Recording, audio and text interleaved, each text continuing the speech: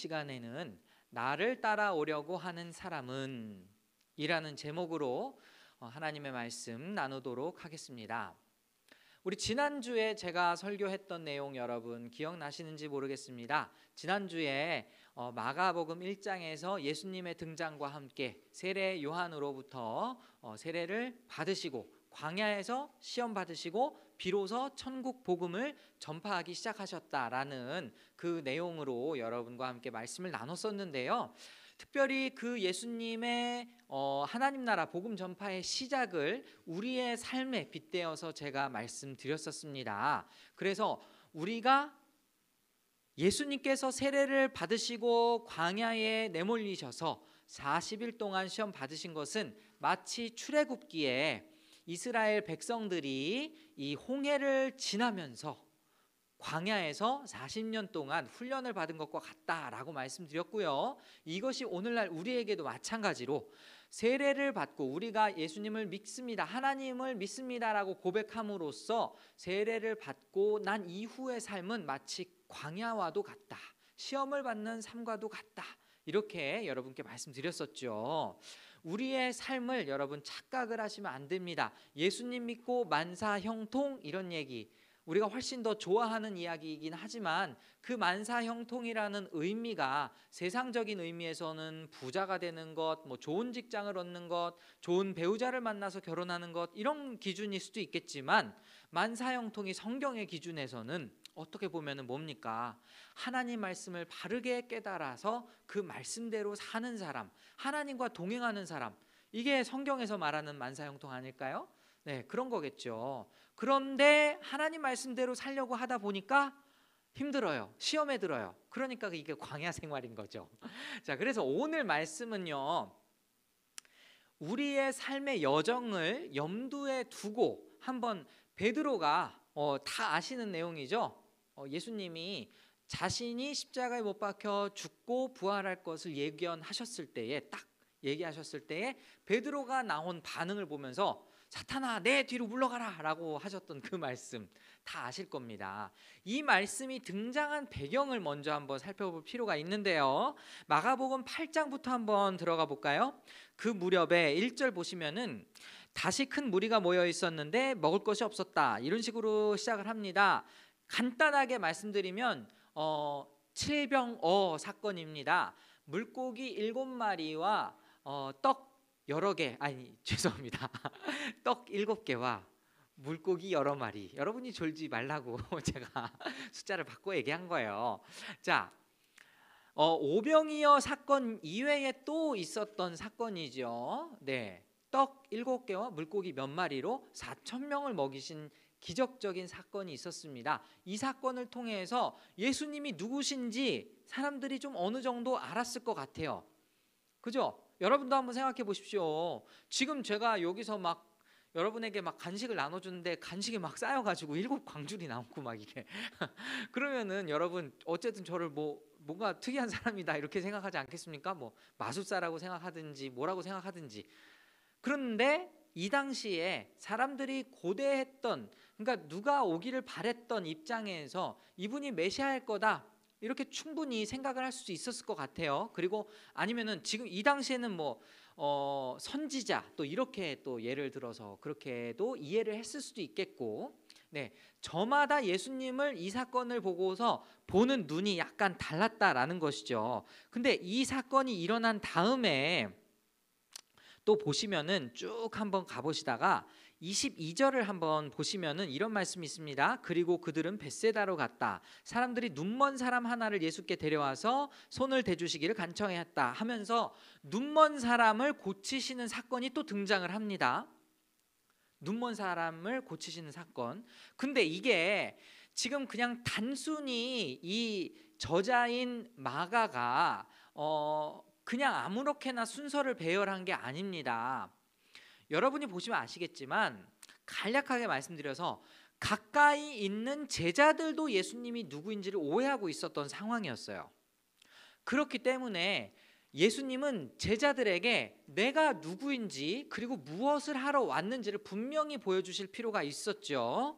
그래서 지금 벳세다의 눈먼 사람을 고친 사건은 뭐냐면요, 영적으로 눈먼 사람들의 눈을 띄워주는 예수님의 모습을 이 사건을 통해서, 이 기적을 통해서 우리에게 암시적으로 이야기하는 것과 같다라고 말할 수 있습니다. 베세다의 어떤 사람은 실제로 눈을 떴죠. 그리고 이제 조금씩 제자들도 영적인 눈을 뜨게 되어서 예수님을 알아갈 거예요. 근데 이제 본격적으로 오늘 본문의 말씀 직전에 이제 8장 27절로 한번 가보겠습니다. 이거는 한번 우리가 구절을 살펴봤으면 좋겠는데요. 이렇게 앞에서 뭐 이제 칠병 사건이 있었고 4,000명 먹인 사건이 있었고, 사실 그 중간에 제가 지금 여러분께 설명해 드리진 않았지만 예수님을 시험하러 온 사람도 있었고, 그리고 나서 소경의 눈을 뜨게 한 사건이 있었고, 그 다음에 예수님이 이번에는 제자들에게 물어보시는 겁니다. 한번 같이 읽어보실게요. 시작. 예수께서 제자들과 함께 빌립보의 가이사랴에 있는 여러 마을로 길을 나서셨는데 도중에 제자들에게 물으셨다. 사람들이 나를 누구라고 하느냐? 자, 여러분이 마가복음을 읽으실 때 기억해야 하는 키워드 중에 하나가 뭐냐면요, 마가는 의도적으로 길이라는 단어를 많이 쓰셨습니다. 길에서 이런 일들이 있었어요. 길을 지나가면서 예수님과 제자들이 대화를 나누기도 하고, 어떤 길을 함께 걸어가면서 어떤 일이 일어나고, 이런 것들이 마가복음에 굉장히 특징적으로 드러난다, 이렇게 말을 할 수 있겠습니다. 이번에도 지금 길을 나서셨는데 그 길을 나서신 도중에 제자들이 물어본 거죠. 제자들에게 예수님이 물으셨죠. 사람들이 나를 누구라고 하느냐? 아까도 말씀드렸지만 8장만 봐도 두 가지 기적이 있었잖아요. 4,000명을 먹이신 기적도 있었고, 소경에 눈을 뜨게 한 기적도 있었고, 그러니까 사람들의 반응이, 어떤 사람들은 선지자라고도 하고 뭐 선생님이라고도 하고 뭐 이런 얘기들 많이 들립니다. 뭐 이런 얘기를 하죠. 그리고 또 어떤 사람은 28절 보면 세례자 요한이라고도 얘기합니다. 엘리야라고도 얘기합니다. 뭐 정말 소문이 무성해요. 자, 이제 본격적으로 예수님이 그 제자에게 물으시죠. 너희는 나를 누구라고 하느냐? 그때의 베드로가 엄청나게 유명한 말씀을 고백을 하죠. 이 마가복음에서 매우 간단하게 나와 있지만, 선생님은 그리스도이십니다라고 간단하게 나와 있지만, 여러분 이 마태복음 16장에 가면은 베드로가 이렇게 고백하죠. 주는 그리스도시요 살아계신 하나님의 아들입니다. 완전 100점짜리 대답을 해요. 즉 무슨 말이냐면, 베드로는 예수님이 누구인지 아주 정확하게 알고 있었다. 요 정도까지 우리가 정리할 수 있겠습니다. 그렇죠? 네. 그래서 예수님은 정답을 맞춘 제자 베드로에게 이것을 절대로 말하지 말아라 라고 이야기하셨어요. 왜 절대로 말하지 말라고 하셨냐는 것에 대해서는 조금 여러 가지 견해들이 있습니다. 아직 내 때가 되지 않았다, 뭐 그렇기 때문에 말하지 말아라, 이런 견해도 있고, 그리고 알게 되면은 사람들이 더 많이 몰릴 것이기 때문에 그런 견해도 있고, 또 한편으로는 아직도 제자들이 오해하고 있는 부분이 있기 때문에 말하지 말아라 라고 이야기하셨을 확률도 있습니다. 다음 구절을 보면은 세 번째 가능성일 확률도 있어요. 왜냐하면 이제 본격적으로 오늘 말씀이 시작되는데 31절 보실까요? 그리고 예수께서는 인자가 반드시 많은 고난을 받고 장로들과 대제사장들과 율법학자들에게 배척을 받아 죽임을 당하고 나서 사흘 후에 살아나야 한다는 것을 그들에게 가르치기 시작하셨다.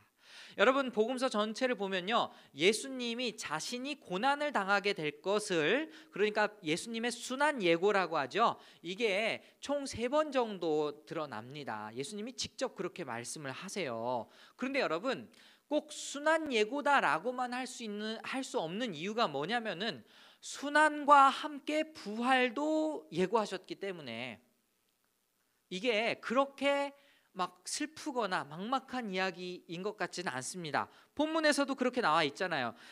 죽임을 당하고 나서 사흘 후에, 즉 3일 뒤에 살아나야 한다는 것을 그들에게 가르치기 시작하셨다. 죽음과 부활을 같이 예고하셨죠. 문제는 뭐냐면 이 이야기의 반응이 우리가 생각하지 못한 방향으로 흘렀다는 데 있습니다. 방금 전에 100점짜리 대답을 했던 베드로가 이렇게 나오죠. 32절 볼까요? 예수께서 드러내놓고 이 말씀을 하시니 베드로가 예수를 바싹 잡아당기고 그에게 항의하였다. 근데 여기 항의하였다라는 단어는요, 헬라어식으로 그 원어를 번역을 하면요, 혼냈다라는 표현도 있어요. 그러니까 굉장히 베드로가 정말 엄청나게 항의를 한 거죠. 말도 안 되는 일입니다 막 이러면서. 지금 여기 보면은 바싹 잡아당기고, 여러분 이게 뭐 상상이 되십니까? 주님 그게 무슨 말씀이십니까? 막 이렇게 막 그냥 그런 일이 있어서는 안 됩니다 막 이렇게 얘기했을 수 있어요. 자, 그러면은 예수님이 이걸 듣고 난 다음에 어떤 반응을 보이셨을까요? 33절 보니까 그러나 예수께서는 돌아서서 제자들을 보시고 베드로를 꾸짖어 말씀하셨다. 사탄아, 내 뒤로 물러가라. 너는 하나님의 일을 생각하지 않고 사람의 일만 생각하는구나. 자, 좀 전까지만 해도 예수님께 100점짜리 대답을 드려서 칭찬받았던 베드로가 지금 갑자기 또 사탄이라는 그러한 용어로 혼쭐 납니다. 그럼 예수님이 이중인격자예요? 아니, 언제는 좋아했다가 언제는 싫어했다가 예수님이 이중인격자입니까? 여기에서 우리가 알 수 있는 것은 예수님이 누구인 줄은 알았지만 예수님이 뭐 하러 온 줄은 몰랐다라고 정리할 수 있죠. 다시 말씀드립니다. 예수님이 하나님의 아들 메시아인 것은 알았어요. 그분의 정체성을 이제 정확하게 알았습니다. 근데 그 메시아가 이 땅에 뭐 하러 오셨는지를 베드로는 잘못 알고 있었던 거죠. 그럼 이제 이걸 우리에게 적용을 해볼까요? 여러분이 예수님이 하나님의 아들이시라는 것을 믿으십니까? 네, 여러분은 예수님이 하나님의 아들이시라는 것을 믿기 때문에 지금 함께 예배하고 있죠. 네, 하나님의 아들이심도 믿고 메시아이심도 믿고 뭐 다시 오실 하나님, 그 하나님이시라는 것도 여러분 다 믿을 겁니다. 그런데 하나님을 아는 것과 그분이 왜 오셨는지, 그분이 우리에게 무엇을 행하기 위해 오셨는지를 착각하는 경우 충분히 발생할 수 있겠죠. 베드로조차도 착각했는데, 그죠? 그럼 베드로는 도대체 왜 이렇게 혹독하게 혼이 났을까요? 34절 보실까요? 그리고 예수께서 제자들과 함께 무리를 불러놓고 그들에게 말씀하셨다. 나를 따라오려고 하는 사람은 자기를 부인하고 자기 십자가를 지고 나를 따라오너라. 누구든지 제 목숨을 구하고자 하는 사람은 잃을 것이요 누구든지 나와 복음을 위하여 제 목숨을 잃는 사람은 구할 것이다. 자, 일단 여기까지 한번 생각해 본다면 예수님께서 제자들에게 하신 말씀이니까 제자들은 당연히 스승을 따르기 위해 온 사람들일 것입니다. 그렇죠? 그런데 만약에 너희가 나를 따라오려고 한다면 자기를 부인하고 자기 십자가를 지고 나를 따라와야 한다. 이렇게 이야기를 하셨어요. 우리에게도 마찬가지죠. 여러분이 왕이신 예수님을 모시고 살려면, 우리 예수님을 우리의 스승으로 모시고 살려면 누구든지 자기를 부인하고 자기 십자가를 지고 따라가야 된다라는 것이죠. 그래서 예수님이 지난 마가복음 1장에서도 모든 사람을 대표해서 십자가를 지셨듯이 모든 사람을 대표해서 세례를 받으셨다. 여러분 지난 설교 기억나시죠? 네. 그리고 예수님께서 몸소 광야 40일 시험에서 승리하셨다. 먼저 우리에게 길을 보여주셨다라고 제가 말씀드렸어요. 그죠? 예수님은 그럼 왜 십자가의 고난을 당하러 가시는 걸까요? 먼저 그 길을 걸어 가심으로써 우리 보고 또 그 길을 따라오라고 하시기 위해 가신 거죠. 여러분 제자들이 왜 착각을 했을까요? 메시아, 즉 왕으로 오시는 그분이 이 땅을 완전 싹 갈아엎으실 거야. 이제 혁명이 일어날 거야. 예수님은 왕이 되고 나는 예수님 바로 밑에 있는 오른팔, 왼팔 2인자가 될 거야. 이런 착각을 제자들은 가지고 있었어요. 예수님을 믿으면, 예수님을 따르면 나중에는 잘 풀리겠지라는, 요즘식의 말로 하면 정말 말 그대로 만사형통할 수 있겠지라는 그런 기대로 예수님을 찾아왔는데, 예수님이 걸어가시는 그 길은 전혀 그 길이 아닌 거죠. 영광은 존재합니다. 다만 영광 전에 십자가가 있을 뿐이죠. 그래서 영어 속담에도 그런 게 있죠. No cross, no crown. 그죠? 십자가 없이 영광 없다. 그런데 우리가 지금 베드로의 모습을 보면 마치 예수님이 왜 오셨는지를 착각한, 그래서 지금 예수님께 꾸짖음 당하고, 예수님이 분명하게 다시 말하지만 나를 따라오려면 이렇게 해야 돼 라는 그 말씀을 우리가 귀 기울여야 하는 것이죠. 그 길은 얼만큼 순종하면서 따라가야 될까요? 35절 보면 누구든지 제 목숨을 구하고자 하는 사람은 잃을 것이요, 나와 복음을 위해서 제 목숨을 잃는 사람은 구할 것이다. 사람이 온 세상을 얻고도 제 목숨을 잃으면 무슨 이득이 있겠느냐? 사람이 제 목숨을 되찾는 대가로 무엇을 내놓겠느냐? 요약해서 말하면 무엇입니까? 목숨을 잃을 각오로 주님을 따라야 된다라는 것이죠. 자, 목숨을 잃을 정도로 여러분 무언가에 몰두해 보신 적이 있으십니까? 내 목숨을 걸고 따라가 보신 적 있으세요? 연애 경험이 있으신 분들, 내 목숨을 걸고 저 사람 잡아야 돼, 뭐 이런 경험이 있으신 분 있으신가요? 뭐 목숨, 내 목숨이 좀 더 소중하니까 거기까지는 못 하겠어요, 뭐 이런 사람, 네, 그럴 수도 있겠고, 그리고 직업을 구하기 위해서 내가 목숨을 걸고 뭐 시험을 봐요, 뭐 이런 사람 뭐 있을 수도 있겠고, 그리고 또 뭐가 있을까요? 다시 말하자면 내가 원하는 바를 이루기 위해서, 내가 원하고자 하는 바를 얻기 위해서 목숨을 걸고 여러분 노력해 보신 적이 있으시냐? 저는 그걸 지금 묻고 있는 겁니다. 근데 아마도 대부분의 사람들은 없을 거예요. 뭐 진짜 악바리 같은 사람 한두를 제외하고는 정말 내가 목숨을 걸고 악착같이 이렇게 했어, 이런 사람 별로 없을 것 같습니다.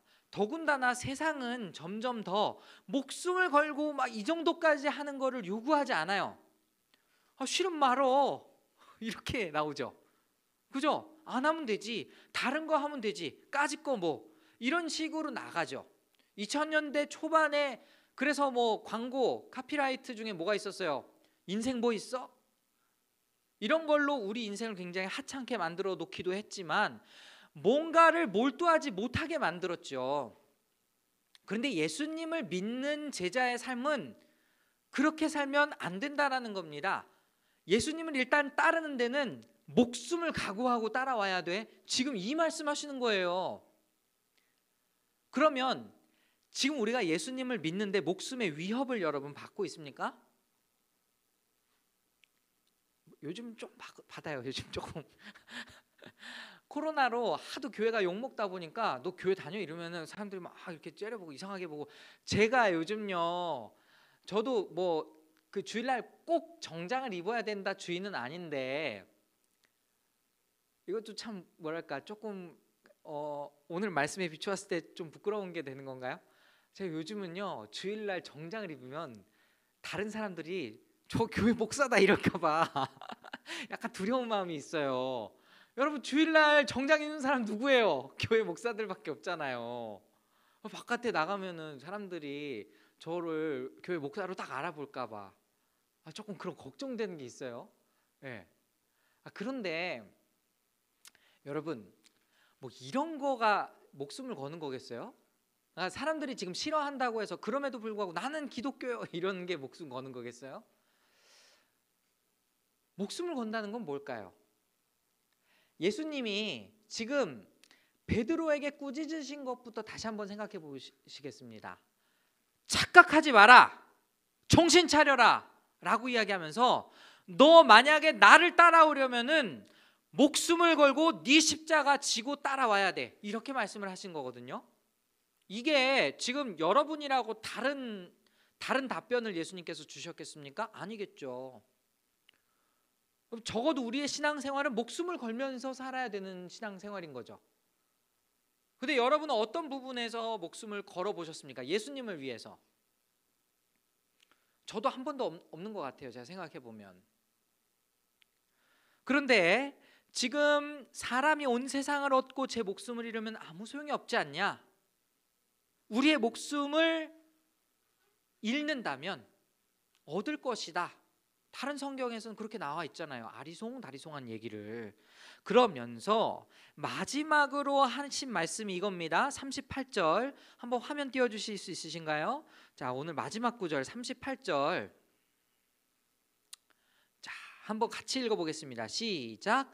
음란하고 죄가 많은 이 세대에서 누구든지 나와 내 말을 부끄럽게 여기면 인자도 자기 아버지의 영광에 쌓여 거룩한 천사들을 거느리고 올 때에 그를 부끄럽게 여길 것이다. 아멘. 자, 오늘 여러 가지를 생각해 볼 수 있겠지만 본문의 말씀 그냥 문맥 안에서 딱 하나만 캐치해 본다면 목숨을 걸고 부끄럽게 나를 생각하지 말아라. 이렇게 생각할 수 있겠네요. 그렇죠? 목숨을 걸고 나를 부끄럽게 생각하지 말아라. 그럼 부끄럽게 여기는 것이 목숨 걸 만큼 부끄러운 것이어야 말이 되잖아요. 그러니까 조금 부끄러우면 괜찮은 거죠. 조금 부끄러운 목숨 걸 정도는 아니잖아요. 많이 부끄러워서 쪽팔려 죽고 싶네 막 이런 정도의 쪽팔림을 경험해야지만, 부끄러움을 경험해야지만 내가 목숨을 걸고 지금 부끄러움을 견디는 거잖아요. 이 차원에서 우리가 한번 오늘 본문의 말씀을 같이 한번 생각해 보자고요. 뭐가 부끄러워요? 예전에는 제가 옛날에도 본문의 이 말씀 너희들이 나를 부끄러워하면 나도 하나님 앞에서 너희들 부끄러워할 거야, 뭐 이런 거 하면서 적용이 거의 이런 거였죠. 식기도 다른 사람 눈치 보고 그냥 먹게 하고선 잠깐 눈 슬쩍 감는 척하면서 이렇게 그냥 지나가는 거, 뭐 그런 거 다른 사람 볼까봐 그런 거를 되게 부끄럽게 여기는 거라고 설교했었던 것 같아요. 예전에 뭐 목사님들 얘기 들어보면 그런 거 하나부터 해가지고. 근데 글쎄요, 저는 신앙의 연약한 차원에서 아직은 내가 좀 다른 사람에게 뭐 보여주기가 조금 불편해. 그리고 다른 사람들이 다 내가 기도하는 걸 불편해. 그러면 얼마든지 그 사람을 배려해서도 그냥 자연스럽게 할 수 있을 것 같아요. 네. 그렇다고 해서 내가 마음에 감사한 게 없는 것도 아니고, 그죠? 그렇지 않아요? 오히려 여러분, 제가 약간만 변형돼서 여러분께 말씀드려도 될까요? 예수님을 부끄럽게 만들면이라고 하면 어떨까요? 예수님을 부끄럽게 만들면. 지금 이 구절은 우리가 주님을 부끄러워하면 주님도 우리를 부끄러워할 것이다 라고 얘기를 했잖아요. 근데 제가 아무리 생각해도 우리가 과연 주님을 부끄러워할까? 우리가 주님을 부끄럽게 여겨 하는 것보다 우리의 행실로 주님을 부끄럽게 만드는 것이 더 문제인 것 같아요. 이해되십니까? 예를 들어서 우리가 그리스도인답지 않게 살고 있으면서 나는 교회 다녀요 라고 떳떳하게 말할 수 있어요? 없죠? 그렇게 말하기가 부끄럽죠? 결과적으로 우리가 주님을 부끄러워한 거예요? 아니면은 우리가 주님을 부끄럽게 만든 거예요? 이제 제 말씀 이해가 되십니까? 그럼 우리가 목숨을 걸고 도대체 뭘 해야 되는 거죠? 목숨을 걸고 주님 부끄럽지 않게 살아야죠. 네. 이게 정답. 아시겠어요? 다시 말씀드립니다. 주님은 절대 우리를 부끄러워하지 않으세요. 주님이 우리를 사랑한다 하셨는데 그렇지 않아요? 우리가 아무리 실수해도 주님 잘못했습니다 라고 회개하며 나아가면 용서해 주시는 주님인데 어떻게 주님이 우리를 부끄러워 하시겠습니까? 그렇지 않죠. 그런데 우리가 주님을 부끄럽게 만들 때가 있어요. 그것은 어느 때냐? 우리가 주님을 주님답지 않게 모시며 살 때 그렇습니다. 예수님을 왕으로 모시지 않고 내가 원하는 대로 사는 삶, 즉 자기를 부인하지 않는 삶을 살면 예수님을 점점 더 부끄럽게 만드는 거죠. 더 나아가서 적극적으로 나에게 주어진 십자가를 지고 살지 않는 것도 예수님을 더 부끄럽게 만드는 거죠. 그렇지 않습니까? 여러분, 멀티페르소나라는 단어 혹시 아십니까? 멀티페르소나. 네, 다중인격입니다. 다중인격. 여러분, 요즘에는요 다중인격의 시대라고 이야기를 해요.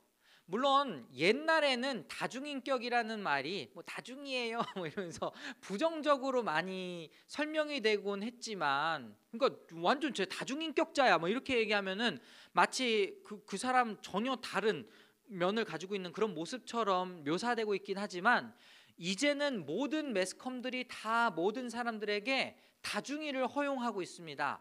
뭐냐? 여러분 아시는지 모르겠는데 최근에 카카오톡에 어떤 기능이 생겼어요? 내가 원하는 사람한테 내 프로필 사진을 셀렉해가지고 보여줄 수 있는 기능 생긴 거 아세요? 네, 최대 3개의 그림을 내가 올려놓을 수 있어요. 그래서 이 그림은 이 사람한테만, 저 그림은 저 사람한테만 보여주는 거죠. 그런 거 혹시 아세요? 네, 전 아직 인싸인 것 같아요. 이런 거 관심 있으니까. 근데 자 여러분, 이것뿐만이 아니죠. 인스타그램을 가면은 뭐 나의 그 자아에 대해서 완전히 한쪽은 감추고 한쪽만 드러내는, 이쪽은 감추고 이쪽만 드러내는, 네, 여기서는 완전 부자인 나인 것처럼 완전히 다 포장해서 내놓고 있는, 근데 한쪽에서는 막 고민을 막 가득 안고 있는 막 그런 편지, 막 그 일기장들로 쓰는 뭐 그런 계정들 다 따로 만들어 놓고, 이게 멀티페르소나이죠. 21세기의 트렌드가 지금 그렇게 흘러가고 있습니다. 많은 사람들은 이 사람한텐 이 모습만 보여줬으면 좋겠고 저 사람한텐 저 모습만 보여줬으면 좋겠으면 하는 그런 모습이 있어요. 이 멀티페르소나라는 것은요, 놀랍게도 직장 생활하는 사람들한테 그대로 적용이 됩니다. 회사 문에 들어서는 순간 직장인 모드로 바뀌어요. 회사 문은 밖을 나가는 순간 자유인으로 바뀌어요. 여러분, 청소하시는 아주머니도 청소할 때는 딱 청소복장, 나갈 때는 명품 들고 다니고, 물론 이것이 저는 완전히 잘못되었다라고 할 수는 없겠지만, 왜냐하면 사람마다 저마다 이런 것들을 다 가지고 있기 때문에 이것이 무조건 잘못되었다 뭐 이렇게 얘기하기는 좀 어려운 부분이 있습니다. 다만 그리스도인의 정체성이 멀티페르소나가 되어서는 안 되겠죠. 이해하시겠습니까? 교회 안에 들어와서만 그리스도인, 교회 밖에 밖에 나가면은 완전 나이트클럽 그냥 장악하는 사람, 이렇게 되면 안 된다라는 거예요. 여러분은 집에 있든 집 밖에 있든 직장에 있든 교회에 있든 여러분의 페르소나는, 여러분의 정체성, 여러분의 인격은 어디서든지 다 그리스도인이 되어야 된다라는 거죠. 그리스도의 제자가 되어야 한다라는 거죠. 그렇게 하나로 사는 게 진짜 힘들어요. 직장 생활에서 자꾸만 나를 괴롭히는 사람이 있어서 나도 똑같이 하고 싶어. 근데 참으래요, 주님이. 쉽지 않죠. 그리고 나도 내가 갖고 있는 거 다 그냥 막 명품백이든 뭐든 이것저것 다 그냥 인스타에 막 자랑하고 싶어. 이게 다른 사람한테 시험 든다면 또 그런 거 좀 자제해야겠죠. 그리스도인으로 산다는 것은 어떤 영역에서만 그리스도인으로 산다라는 것이 아니라 내 삶의 전반적인 부분에서 그리스도인으로 살아야 된다라는 것입니다. 내 삶의 전반적인 영역에서 그리스도의 지배를 받는다라는 것이죠. 그리스도의 통치를 받는다는 것. 그러면 비로소 우리 주님이 나의 행실로 인해서 부끄러움 당하지 않으시겠죠. 그것이 실제로 우리에게 목숨 걸 만한 가치의 도전이다라는 것입니다. 목숨 걸 정도로 굉장히 가치 있는 일이다라고 이야기하시는 거예요. 왜냐? 그 길이 진리의 길, 그 길이 생명의 길이기 때문에. 그러나 여러분, 예수님이 고난 당하셨던 것처럼, 예수님이 다른 사람들로부터 온갖 모욕과 비난을 받으셨던 것처럼 우리도 똑같이 예수님의 제자로 살면 그렇게 당할 수밖에 없습니다. 왜요? 세상 사람들은 그리스도인의 삶의 방식을 이해하지 못하기 때문이죠. 성경에도 나와 있습니다. 고린도전서 1장 18절 이렇게 나와 있습니다.